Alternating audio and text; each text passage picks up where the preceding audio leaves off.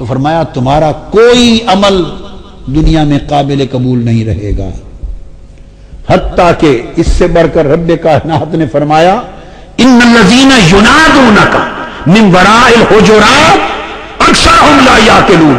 دوپہر کو آقا آرام فرما رہے ہیں، دیہات سے لوگ دور سے آتے، آداب سے واقف نہ تھے تو باہر سے گلی سے آواز دے دیتے۔ رب کو یہ بھی گوارا نہ ہوا کہ محبوب سویا ہو اور کوئی گلی سے اونچی آواز سے پکار دے کہ میری محبوب کی نیند میں خلل نہ آ جائے۔ وہ نیندوں کی وہ حفاظت کرتا ہے، محبوب کی طبیعت کی وہ حفاظت کرتا ہے، ناگواری طبع سے وہ بچاتا ہے، بے ادبی سے وہ بچاتا ہے، اذیتوں سے وہ بچاتا ہے، احساس پر کوئی چیز گراں نہ گزرے اس سے وہ بچاتا ہے۔ اور فرمایا اگر تم نے ایسا کر دیا تمہارے سب اعمال ضائع چلے جائیں گے۔ اور جو لوگ اللہ رسول کو تکلیف دیں، اذیت پہنچائیں، مخالفت کریں، دکھ دیں، فرمایا اولئک فی الاذلین۔ اللہ نے فرمایا قرآن میں سورہ مجادلہ وہ انتہائی کمینے لوگ ہیں، اللہ کے الفاظ ہیں، انتہائی کمینے لوگ ہیں۔ اب یہاں پہلے تو کہا تھا جہنم ہے، دوزخ ہے، لعنت ہے، اب کہا انسان ہی نہیں ہے، انسان ہی نہیں ہے۔ اور پھر جو تکلیف پہنچائے آقا علیہ الصلوۃ والسلام کو، اس کے جب اعمال ضبط کر دیے تو اعمال کس کے ضبط ہوتے ہیں؟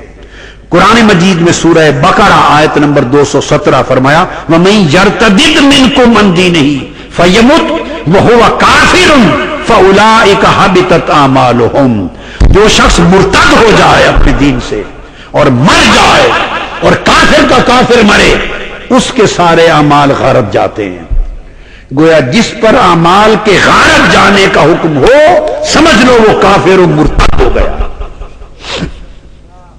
گویا آقا علیہ السلام کو ادنا سی اذیت پہنچانا، تھوڑی سی تکلیف دینا، بے ادبی کرنا، اس سے انسان کافر اور مرتد ہو جاتا ہے، چونکہ اس کی سزا ہے کہ سب اعمال غارت چلے گئے۔ اور سورہ المائدہ کی آیت نمبر 5 میں فرمایا وَمَن يَكْفُرْ بِالْإِيمَانِ فَقَدْ حَبِطَ عَمَلُهُ۔ جو شخص کافر ہو جائے اسی کے اعمال غارت ہو جاتے ہیں۔ تو اللہ رب العزت نے آقا علیہ الصلوۃ والسلام کی اذیت کو، تکلیف کو، بے ادبی کو، سوء ادب کو کفر اور ارتداد اور سب ایمان اور اعمال کے غارت ہو جانے کا سبب قرار دیا۔ یہ تو ایک رخ ہے۔ جب آپ یہ جان چکے تو اب دیکھنا یہ ہے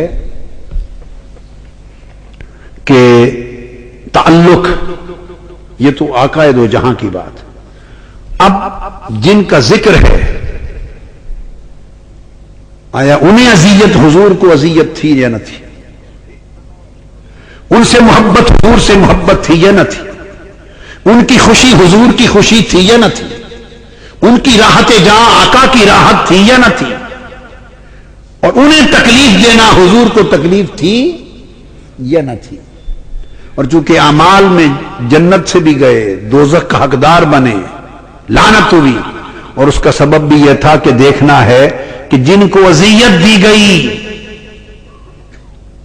یوم کربلا، یوم عاشورہ کربلا، وہ خود ساری جنت کے خود مالک و وارث بھی تھے یا نہ تھے؟ تو ایک بات جو بنیادی چیز بتانا چاہتا ہوں وہ سیدہ فاطمہ الزہرا رضی اللہ تعالی عنہا، آقا علیہ السلام نے ارشاد فرمایا سیدہ کائنات حضرت فاطمہ الزہرا رضی اللہ تعالی عنہا کے لیے، مسور بن مخرمہ روایت کرتے ہیں اور صحیح بخاری میں حدیث اور مسلم میں متفق علیہ، فرمایا قال رسول اللہ صلی اللہ علیہ وسلم فاطمہ تو بدعۃ منی فمن اغضبها اغضبنی۔ میں اس ایک نقطے پر صرف توجہ دلا رہا ہوں، فاطمہ میری جان کے دو حصے فاطمہ میں ہیں، یہ معنی ہے بدعۃ منی، میری جان کے دو حصے فاطمہ میں ہیں۔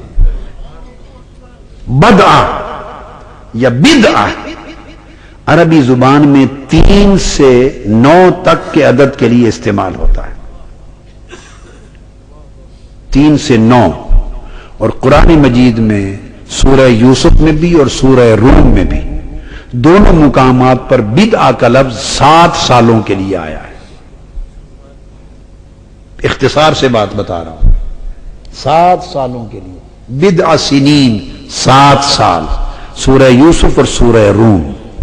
تو قرآن میں استعمال بدعہ اور بدعہ کا 7 سال کے لیے. 10 کے یونٹ میں جب آپ 7 کو دیکھیں، 3.5 1 تہائی اور 3.5 2 تہائی اور 3.5 9.5 بن گیا. تو 10 کی یونٹ میں اکائی میں بدعتن یا بدعتن، یہ 10 میں سے 7، یہ 2 تہائی بنتا ہے. تو آقا نے فرمایا لوگوں، فاطمہ سے میرا تعلق یہ ہے کہ 2 تہائی جان میری فاطمہ میں ہے. اس لیے ومن اغضبہا اغضبنی، جس نے فاطمہ کو دکھ پہنچایا، غضبناک کیا، اس نے مجھے غضبناک کیا. بات وہی کر رہا تھا. جس نے حضور کو غضبناک کیا اس نے اللہ کو غضبناک کیا، اور جس نے فاطمہ کو غضبناک کیا، آقا فرماتے ہیں اس نے مجھے غضبناک کیا. اور حاکم مستدرک میں روایت کرتے ہیں آقا علیہ السلام نے فرمایا سیدہ فاطمہ الزہرا کو، قال لفاطمہ ان اللہ یغضب لغضبک ویرضى لرضاک. اے فاطمہ، میں اعلان کر دوں، دنیا کو بتا دوں کہ ایک تو یہ کہ تیری ناراضگی سے میں ناراض ہو جاتا ہوں، اور اب یہ بتا دوں کہ تیری ناراضگی سے اللہ ناراض ہو جاتا ہے. جس سے تو ناراض ہو جائے اس سے خدا غضبناک ہو جاتا ہے، اور فاطمہ جس سے تو راضی ہو جائے اس سے رب راضی ہو جاتا ہے. اور اب نقطہ ایک ہی رہے گا، صرف ان احادیث کا انتخاب کیا. اور اب مسلم شریف میں حدیث ہے اور نسائی میں آقا علیہ السلام نے فرمایا دوسرا لفظ، انما فاطمۃ بدعۃ منی یؤذینی ما آذاہا. یؤذینی ما، فاطمہ میری جان ہے، میرا دل ہے، جو اس کو اذیت دے وہ مجھے اذیت دیتا ہے. اللہ نے کہا جو رسول کو اذیت دے وہ ملعون لعنتی جہنم کا ایندھن ہے، اور مصطفیٰ نے فرمایا جو فاطمہ کو اذیت دے وہ مجھے اذیت دیتا ہے. اور خدا نے کہا جو رسول کو اذیت دے وہ جہنم میں جلتا ہے، وہ مجھے اذیت دیتا ہے.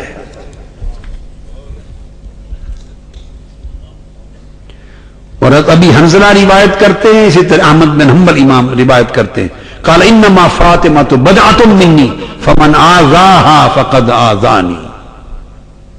یہ الفاظ آقا دہرا رہے ہیں. آقا علیہ السلام نے فرمایا، زید بن ارقم روایت کرتے ہیں ترمذی شریف، انا حرب لمن حاربتم وانا سلم وسلم لمن سالمتم.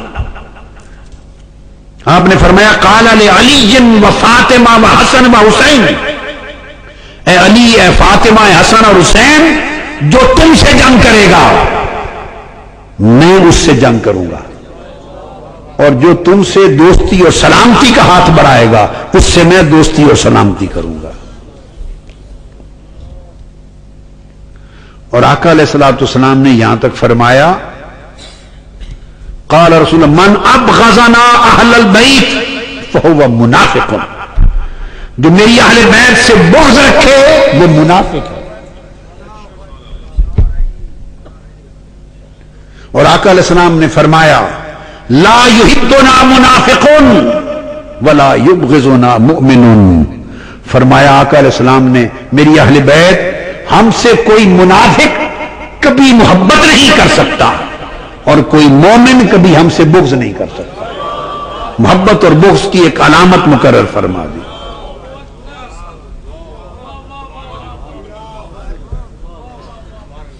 اور جابر بن عبداللہ انصاری، میں بتا رہا ہوں، انہیں اذیت دینے والا سیدہ فاطمہ الزہرا کو، حسن اور حسین کو حضور کے